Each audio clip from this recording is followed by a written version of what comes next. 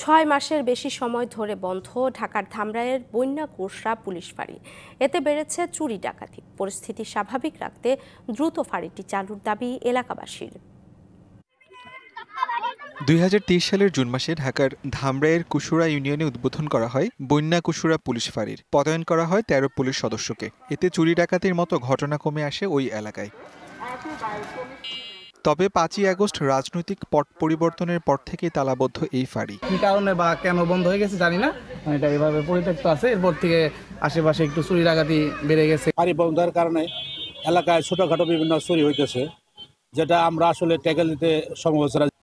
Colour expert, George sap এবং mild on hands technology সমৃদ্ধ Orix crystal wash আপনার কুশুরা ইউনিয়নের অধিকাংশ মানুষ কৃষি ও পশুপালনের সাথে সম্পৃক্ত।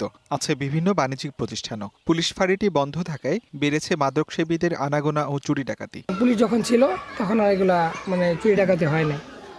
এখন তো একটু নিরাপত্তাহীনতা তো অবশ্যই আছে। কলেজের গামী স্টুডেন্ট আছে, স্কুল গামী স্টুডেন্ট আছে, এরা যেন ইপটিজিং এর শিকার না হয়। নানাবিধ সমস্যায় হলো আমরা আসলে ভুগতেছি। সেজন্য আমরা চাবো যে অনতিবিলম্বে আমাদের কুশুরা পুলিশ ফাঁড়ি হোক। ঊর্ধ্বতন কর্মকর্তাদের সঙ্গে আলোচনা করে ফাঁড়িটি চালুর বিষয়ে ব্যবস্থা নেওয়ার আশ্বাস পুলিশের। জনসাধারণের সুযোগ সুবিধা অথবা সমস্যা এগুলো বিবেচনা করে আমাদের ঊর্ধ্বতন কর্তৃপক্ষকে আমরা অবহিত করেছি। আমরা আশা করছি যে খুব শীঘ্রই হয়তো অন্য কোনো স্থলে এই ফাঁড়িটা স্থাপন হবে। ৩০৬ বর্গ কিলোমিটার আয়তনের ধামরাই উপজেলায় আছে একটি থানা ও একটি পুলিশ তদন্ত কেন্দ্র। DVC news desk.